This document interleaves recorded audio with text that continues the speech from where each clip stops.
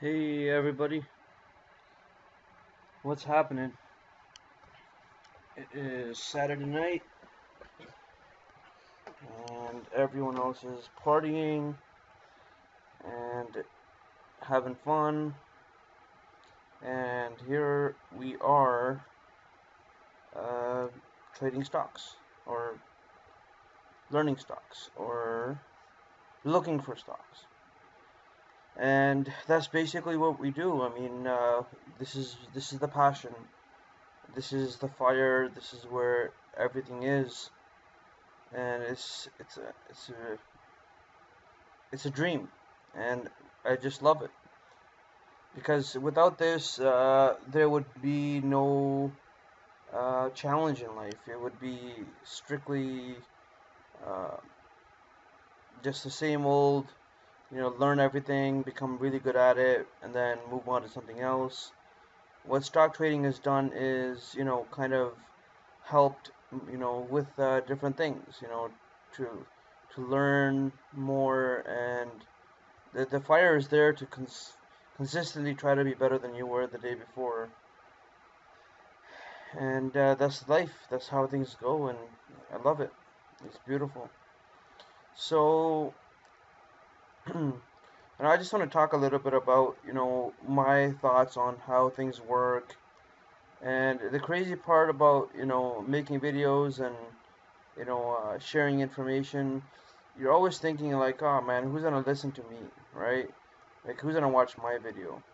And what you realize, as time goes by, is people come to you and they talk to you and they tell you that, I saw that video or I saw this video and I noticed this and I noticed that and it was really helpful, so thank you so much. And it feels good. I mean, it's a good feeling to be in a position where you can do that. And uh, when you're there, you gotta try to do more of it, and you gotta be thankful uh, to the Lord to be able to put you in a position where you do have some knowledge that can help somebody, because there are a lot of people that have come to this world and basically they were here, they didn't accomplish much, and they were gone. They could have definitely helped someone, and they did not do that. So, saying that, we're going to talk a little bit about trading, and we're going to go over some of my watch lists and what I'm looking at when I'm looking for stocks to trade. And basically, this is my watch list here. It's a monster of a watch list. I usually bring it down, you know, quite a bit. I usually get it down to about 10 to 15 stocks.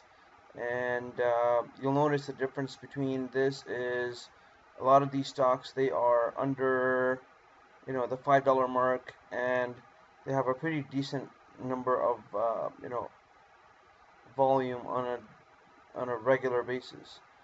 So a volume is something that you have to have. If you don't have volume, you're putting yourself in a position where uh, you're kind of stuck. So SBGX or SGBX, this was a pretty decent mover earlier in the week. Actually, I think it's actually last Friday, and the volume it had was about 27 million on the day of the move. So the average volume has gone up quite a bit for this particular stock, and that's very important because you can keep an eye on it and see if the momentum is coming in or is going out, and that's pretty much that. So a couple of small things when it comes to trading. You want to look for stocks that that have been beaten up somewhat, and when I say beaten up, you can look at the stock and you can see, is it going sideways? Like, you're not gonna come over to, um, what is this? Let's just say Apple, and be like, oh, this stock is beaten up. The reason you can say that is when you look at just the past, 6, 7 months, 8 months, whatever the case might be, the stock is much higher than it was 8 months ago. So it's not really beaten up, and you probably won't be in a situation where you can make a lot of money from that situation. That's one of them. And then let's just say we even take Google. It's the same thing. Actually, this one is in a bit of a different situation. So if I go back to 6 months ago, 8 months ago, it was sitting at about $1,000. Now it's at about 1130. Still, it's in a situation where we want the high to be 8 months ago or 6 months ago, the highest price, and now we're at the lowest price, and it's never been at this price before. That's basically what I look for when I'm trading.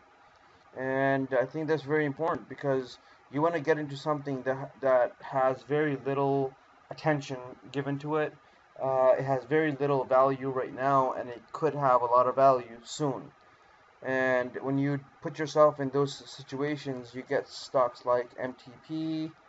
At one time, if you were looking at this, right, if this was what you were seeing, oh damn, the stock was at about 850 and now it's at about $1. So it was down quite a bit, and the next thing you know, it goes from about $1.30 all the way to almost $11. So these are the type of stocks that I usually look for. I've been doing this for a long time, and it's worked out quite well for me, and I continue to stick to that stuff because it just makes sense. The stock is undervalued, and nobody's really paying attention to it.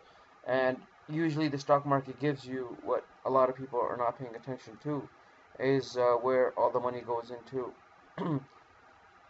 And that's pretty much that. And I wanted to talk about. I have mentoring classes on a regular basis with a lot of students, and one of my best sessions that I have with students is when I go over, the possibility of where you could be with or without classes. So, and what was it here? DRIO.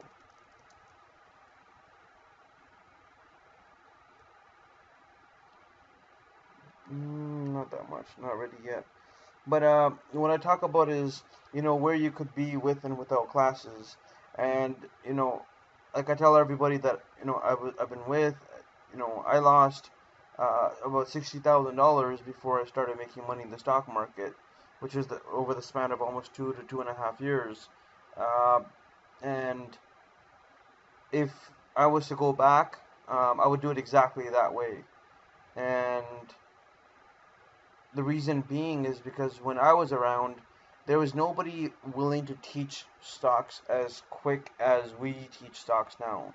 Like AC Trader and I, mainly because we've been focusing on how to make it easier for somebody that's just starting to trade to be able to start trading.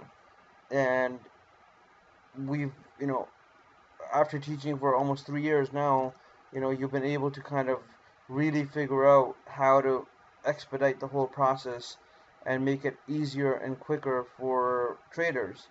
And we've been able to do that. And one of my students right now, she's on fire, simply on fire. Like she just catches it, and what she tells me on a regular basis is she's like, you make it simple, you make it easy to remember, and that changes a lot. And I'm glad that I'm in a situation that I can actually do that because there are some people out there that are traders and they're probably really good at trading, but they don't teach, or they don't care to teach, or they don't want to teach, or they've tried to teach but they haven't been able to teach because it does require a lot of patience. So these are the situations that can arise, and the situation that you go through in this process. And again, the way you have to look at these things is, I had a situation today where one of the, what do you call these things? So it's like a water switch. What you basically do with it is, what it's for is, it attaches to your toilet so you can turn the water off in case you ever need to turn the water off right there instead of having to go to the basement. So I'm not sure exactly what the terminology is because again I'm not a plumber, but basically that part right there is about maybe $10. The one that I got today was about $12 or $13, And what I did was, I got a cutter. I cut that piece off and I put the new one on, and the problem was solved. We just had a small light drip, and that's basically where we were. And the reality of the situation is that, either I can go and buy that part for about $10 to $12 and change that and not have a problem, or uh, I can say, you know what, screw that, I'm not going to change anything. And the next thing you know, I am having to basically, I have an insurance claim at my hands, basically because I have a flood.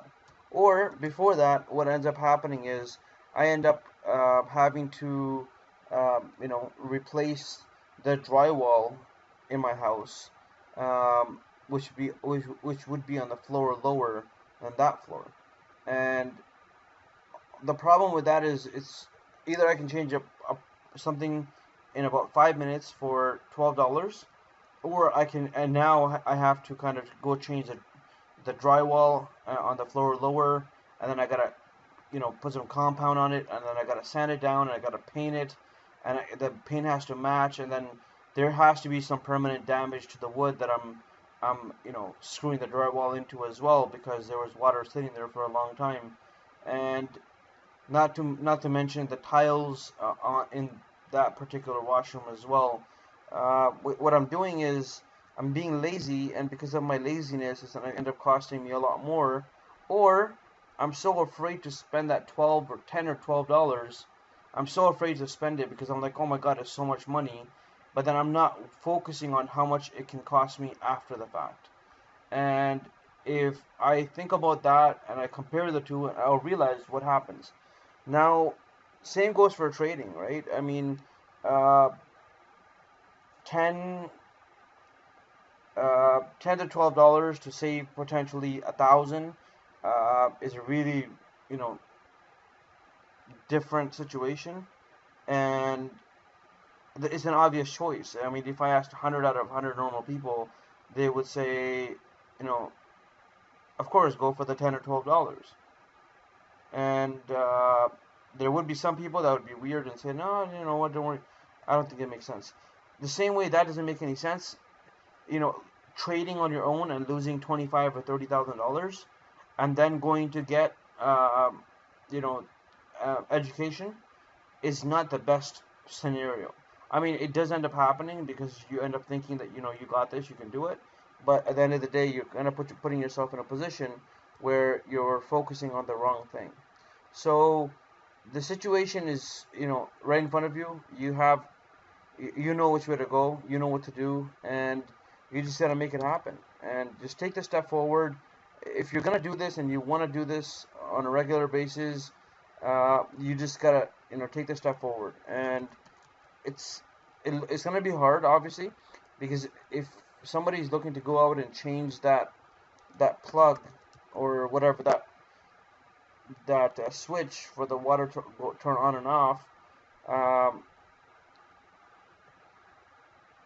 either they can be like, oh my god, it's so much work that I have to kind of get out of my house. I have to go here, go there. I can understand that. I totally get it. But you know what? The result after the fact is much more, um, annoying, frustrating, expensive. So you just gotta figure out what you want and just go for it. And don't think too much. The more you think, the more problems you'll have. And that's just how things go. It's very, very, very simple. So a lot of these stocks you see here, they're just waiting for some news. As soon as they get some news, they will fly, and you'll understand what I'm talking about when it ends up happening. But these are the stocks that will fly right here. I would say anywhere between here and here, and when it happens, you're gonna be like, oh, okay, I get it. It makes sense. But that's basically where we're at right now. And yeah, that's something that I wanted to talk about and see, if it makes sense, if people can understand, if I can help somebody, possibly, save, 10, 20, $30,000. That would be a success for me. And that's the goal. So yeah, that's pretty much it. And I mean, I wanted to make a video based off, on uh, some alerts that might be popping up for the next week. At the moment, I would say these are the only ones that make sense here. RWLK, HC. Let's take a look at this one. Oops. There's a small possibility. It would require news. This is the one that I've been looking at for a while. PRTO. I have a feeling this thing's gonna explode to like $1 or $1.50 one day, and we're all gonna be sitting there thinking, what the hell just happened? So I have a pretty uh, you know strong feeling about this one. And APVO. Let's take a look at this one. This one used to be good a few years ago. If you come back here, so yeah, this is the type of move that I made a few years ago. It went from about 3 to 6 over a few months. Not the best move ever, but again, I did have this one as well, from 119 all the way up to about $5. I think the one that I'm referring to more is APTO, and that one was pretty nice as well. That one made a pretty decent move as well. But these stocks, they're just a one-time move. These are not long-term investments. So when you trade a stock that's under $5, uh, it's not a long-term investment. It's not gonna go to the moon. You just gotta kind of make your money and run. And that's just how things go when you're trading stocks. Right. So TCON CETX. That's another possible uh, big mover, potential big mover as well. Keep an eye out for that one, and it could possibly go back up to this 439 level. That would be nice, and just watching out for it. RVLT. Yeah, this one's already made a move. It just went from 26 to about 93, so I think it's pretty much done. I don't see it going back up to these levels for at least another few months, but that's pretty much that. So yeah, guys, that's all I really wanted to do. I don't want to make this video a really long video. I just wanted to talk a little bit about the examples and see what you think. Leave me some comments below if you have a different understanding of what I said, and hopefully you can leave me comments below telling me what part I'm talking about, because I have no idea what it's called. I tried to Google it. I couldn't find the name for it. But it's basically almost like a plug, you can say. And that's basically how that goes. Alright, guys, so I want to stop it off here. And this would be my watch list for next week. I would start it off from RWLK and I'll go all the way to RVLT. But then again, remember, this changes on a regular basis as well, on a day-to-day basis, and the rest from here all the way down are a possibility that they can move as well. So just keep an eye out for them, and if you start to see them move, just to know that they will make a pretty decent sized move. AYTO, last one I'm gonna look at. Well, you know what the problem is? It's like plus 44 or something in Toronto, and it's hot up here. It's super hot, and I love it. Alright, guys, so that's pretty much where we're at. IGLD is another one. IGLD is another one. This thing can make a big move up to about $1.10, I would say, in one day. Go straight from 34 to $1.10. It's a huge possibility. So keep an eye out for that one, and we are good to go. Thank you very much, and stay tuned for the next video when it won't be so hot.